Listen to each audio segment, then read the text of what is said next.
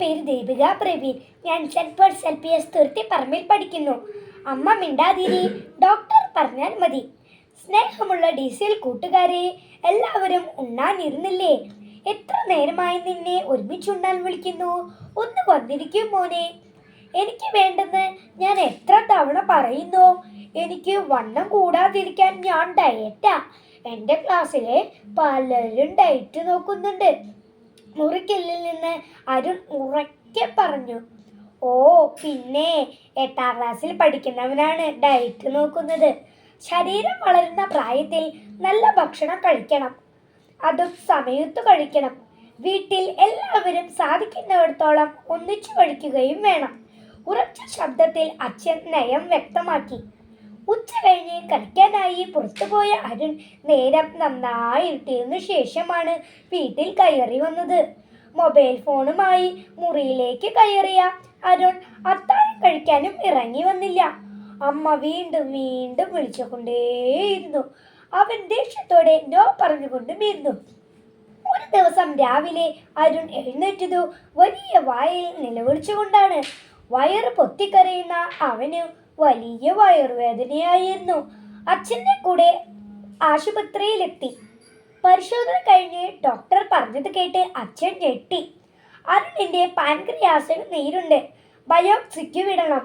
അരുണിൻ്റെ ആമാശയവും ഉദരത്തിലെ മറ്റ് അവയവങ്ങളും മലിനമാണത്രേ.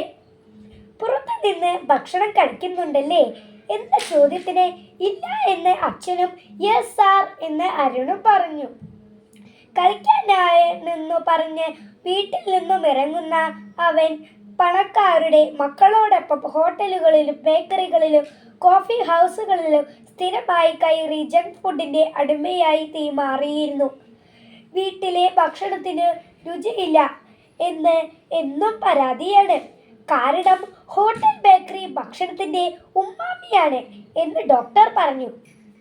കൂട്ടുകാരെ, നിങ്ങളും ഈ ഉമ്മാമയുടെ അടിമകളാണോ? ഉമ്മാമി എന്ന ജപ്പാൻ വാക്കിനെ കൊതിപ്പിക്കുന്ന രുചി എന്നതാണ് അർത്ഥം.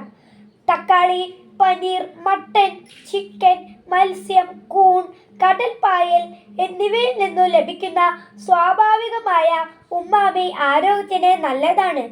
എന്നാൽ രുചി കൂട്ടാനായി മോണോസോഡിയം ഗ്ലൂറ്റാമാറ്റ് MSG എന്ന അജിനോമോട്ടോ ചേർത്തു ഉണ്ടാക്കുന്ന ഉമ്മാമിയുടെ അടിമകളാണ് നമ്മുടെ കഥയിലെ അരുണും കൂട്ടുകാരിൽ ഒട്ടേറെ പേരും. ഇന്ന് കുട്ടികളും യുവജനങ്ങളും മാത്രമല്ല, മുതിർന്നവരും MSGയിലൂടെ നിർമ്മിക്കുന്ന ഉമ്മാമിക്ക് അടിമകളാണ്. നമ്മുടെ വീട്ടിലുണ്ടാക്കുന്ന നാടൻ ഭക്ഷണം ഇന്ന് ആർക്കും വേണ്ട. ഭക്ഷണം ഇന്ന് ഹോട്ടലിലാണ് എന്ന് പറയുമ്പോഴേ നാവിൽ വെള്ളം ഉണർത്താൻ അജിനോമോട്ടോയുടെ ഉമ്മാമിക്ക് കഴിവുണ്ട്.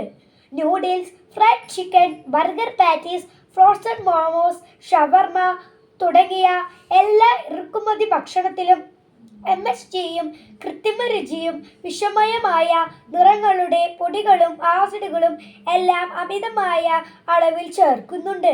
Chips, Lay's, Kurkure, nachos, cheese ball, puffs, panipuri മസാലകൾ, പോപ്കോൺ തുടങ്ങിയ കുട്ടികൾ ആർത്തിയോടെ ഭക്ഷിക്കുന്ന സാധനങ്ങളിലെല്ലാം അത്യന്ത അപകടകരമായ കൃത്രിമ ഫ്ലേവറുകളും ആസിഡുകളും MSG ചേർക്കുന്നുണ്ട്.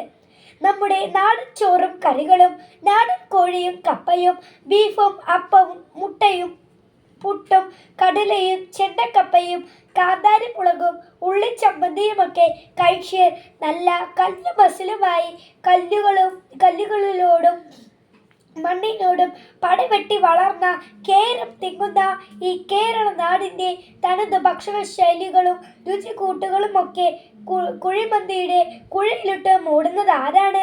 കൂട്ടുകാരെ, ഭക്ഷണം ഒരു സംസ്കാരമാണ്. ഓരോ നാടിനുമുണ്ട് സ്വന്തമായ ഒരു ഭക്ഷണ സാംസ്കാരിക ചരിത്രം. അതിനാൽ നമുക്ക് വീട്ടിലെ ഭക്ഷണം കഴിച്ചു വളരാം. അരുണിനെ പോലെ പല കൂട്ടുകാർക്ക് വീട്ടിലിരുന്ന് അച്ഛനമ്മയും പറയുന്നതിന് ഒരു വിലയുമില്ല. വയറും തിരുമി ആശുപത്രിയിൽ ചെല്ലുമ്പോഴാണ് ഡോക്ടർ പറഞ്ഞാലേ സത്യം മനസ്സിലാകൂ.